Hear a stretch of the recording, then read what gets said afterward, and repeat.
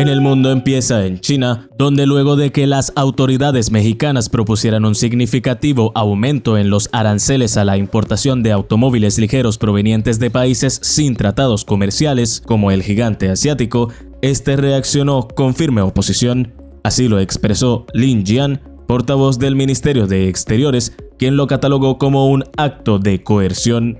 México propuso el aumento a la importación de automóviles ligeros provenientes de países con esta característica, elevándolos al 50% desde el rango actual de 15 a 20% durante el día de ayer, medida que forma parte del paquete económico 2026 y busca proteger la industria nacional frente a prácticas de dumping. Además de los autos, se contemplan modificaciones en más de 1.400 fracciones arancelarias que afectan sectores como el textil y la vestimenta, con un impacto estimado sobre el 8,6% de las importaciones totales del país, valoradas en unos 52.000 millones de dólares. Es preciso destacar que China es el mayor exportador a México sin acuerdo comercial y atribuyó estas acciones a posibles presiones ejercidas por los Estados Unidos. El gobierno chino instó a México a promover una globalización inclusiva y rechazó el unilateralismo y el proteccionismo. Las exportaciones de autos chinos a México han crecido casi un 10% en 2024, alcanzando el 30% del mercado de autos ligeros. Otros países afectados por los nuevos aranceles incluyen a Corea del Sur, India, Indonesia, Rusia, Tailandia y Turquía, que tampoco tienen estos acuerdos comerciales. Estados Unidos levantó oficialmente las sanciones impuestas a la aerolínea estatal bielorrusa Belavia, según anunció el emisario de la Casa Blanca John Cole durante una reunión con el presidente Alexander Lukashenko en la ciudad de Minsk. Esta decisión, respaldada por el presidente Donald Trump, marca el inicio de un proceso de normalización de relaciones entre ambos países tras una serie de restricciones impuestas en 2022. Según la prensa bielorrusa, a través de la agencia estatal Belta, Lukashenko expresó durante el encuentro su disposición a negociar un gran trato con Trump que incluiría la liberación de presos políticos bielorrusos, cuyo número se estima en unos 1.300 según organizaciones de derechos humanos. Aunque rechazó que fueran rehenes del régimen, reconoció que su gobierno ya está en conversaciones con el país norteamericano sobre este tema. Las negociaciones han avanzado desde junio, cuando recibió al enviado presidencial Keith Kellogg, y se intensificaron tras una llamada telefónica con Trump en el mes de agosto. Recuerde que las sanciones contra el país iniciaron por causa del aterrizaje forzado de un avión de la aerolínea Ryanair que transportaba al periodista opositor Roman Protasevich en la ruta Atenas-Vilna, el cual tuvo un aterrizaje forzado en dicho territorio y llevó a su detención inmediata. El gobierno chino sancionó a la red social RedNote, conocida localmente como Xiaohongshu o Pequeño Libro Rojo en español, considerada el Instagram chino, por difundir contenidos que el regulador calificó como perjudiciales. Las autoridades reprochan a la plataforma su falta de control sobre publicaciones triviales y noticias de celebridades que, según ellos, afectan el ecosistema digital. Tomando eso en cuenta, se anunciaron medidas disciplinarias contra los responsables, aunque no se detallaron las sanciones específicas. RedNote, lanzada en 2013, se ha convertido en una mezcla de Instagram y Pinterest, con más de 300 millones de usuarios activos mensuales. Su popularidad creció durante la pandemia y recuerde que, recientemente, atrajo a usuarios estadounidenses tras las restricciones a TikTok en ese país. A pesar de su éxito, la plataforma enfrentó críticas de esos usuarios por la censura de su contenido y por no cumplir con las normas impuestas por el gobierno, que mantiene, eso sí, un estricto control sobre el Internet nacional. Este es el extra en lo que pasa en el mundo. La portavoz del gobierno español, Pilar Alegría, propuso a través de la radio Cadena Ser que los equipos deportivos israelíes reciban el mismo trato que los rusos tras la invasión de Ucrania, sugiriendo que no deben participar en competiciones como la Vuelta a España, en una postura que se basa en la gravedad de la ofensiva israelí en Gaza, que ha causado más de 60.000 fallecidos y una crisis humanitaria que organismos internacionales califican como genocidio. Alegría instó a organismos como la Unión Ciclística Internacional en primer lugar y el Comité Olímpico Internacional como apoyo por ser un deporte olímpico a tomar una decisión firme ante esta situación. Mientras tanto, la vuelta a España ha sido escenario de constantes protestas pro-palestinas contra el equipo Israel Premier Tech, creado por el canadiense israelí Sylvan Adams, lo que ha obligado a modificar etapas por razones de seguridad.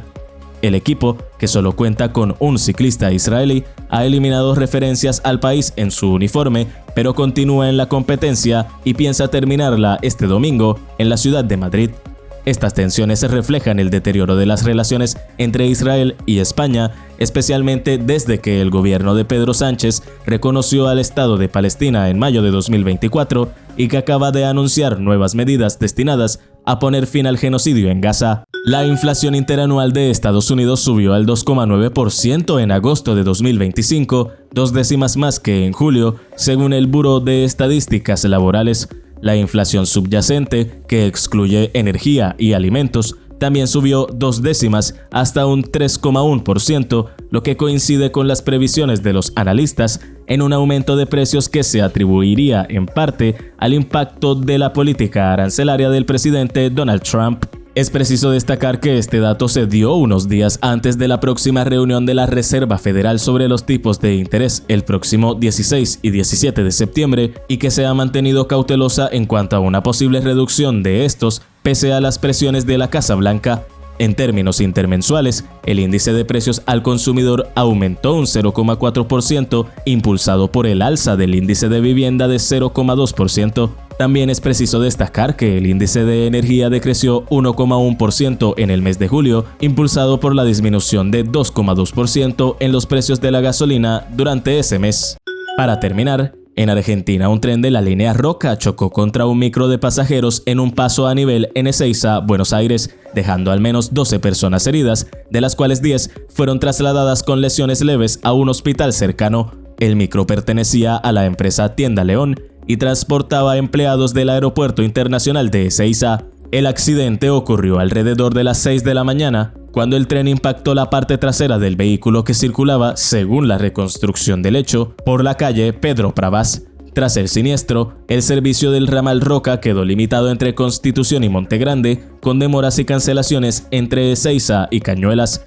La Policía Federal investiga las causas del choque y se analiza una cámara del tren que podría aportar detalles clave. Versiones preliminares indican que la barrera del paso a nivel podría haber estado baja en el momento del impacto, pues no apareció después del suceso. Un colega de los heridos, en estado de shock, expresó que solo sintieron el golpe, pues estaban durmiendo. Científicos de Estados Unidos y Países Bajos han propuesto una nueva escala para medir huracanes que incluiría una categoría 6, sumando variables como lluvias y oleaje a la tradicional medición Saffir-Simpson, basada solo en la velocidad del viento. Esta nueva escala de severidad de ciclón tropical, o TCSS, busca alertar con mayor precisión sobre los peligros reales de los ciclones, pues estudios muestran que el viento causa solo el 8% de las muertes.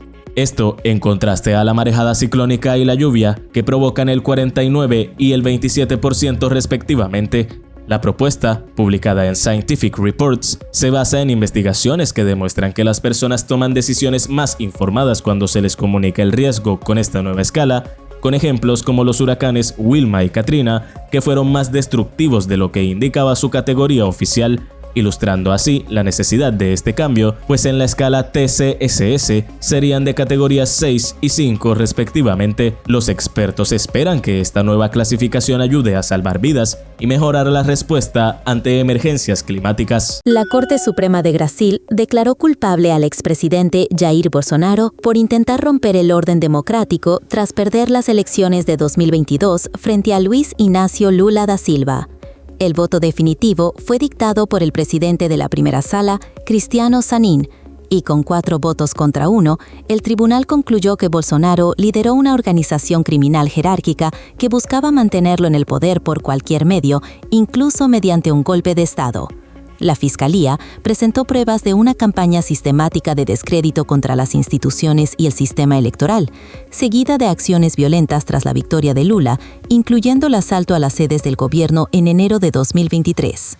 Bolsonaro y otros 7 acusados, entre ellos exministros y altos mandos militares, enfrentan cargos como abolición del Estado Democrático de Derecho, organización criminal y daño calificado. La pena podría alcanzar hasta 43 años de prisión y se discutirá en una próxima sesión judicial. La acusación sostiene que la conspiración comenzó en 2021 y culminó con el intento de impedir la investidura de Lula, en lo que se considera un intento de instaurar una dictadura en Brasil. El expresidente Jair Bolsonaro se convirtió este jueves en el tercer exjefe de Estado de Brasil en ser condenado, junto al propio Lula, que fue condenado en 2 procesos por corrupción asociados a sendas constructoras implicadas en la Operación Lava Jato, el primero en 2017 y el segundo en 2019. Y Fernando Collor, jefe de Estado entre 1990 y 1992, condenado por corrupción y lavado de dinero en 2023 por su complicidad en el desvío de recursos de la distribuidora de combustibles estatal BRI. Esto es En el Mundo. Lo que pasa en el mundo, lo mejor que has visto en el mundo.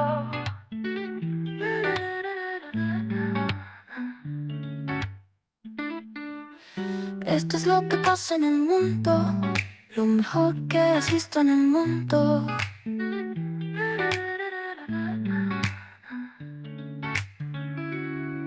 De todo lo que pasa en el mundo, lo mejor que has visto en el mundo.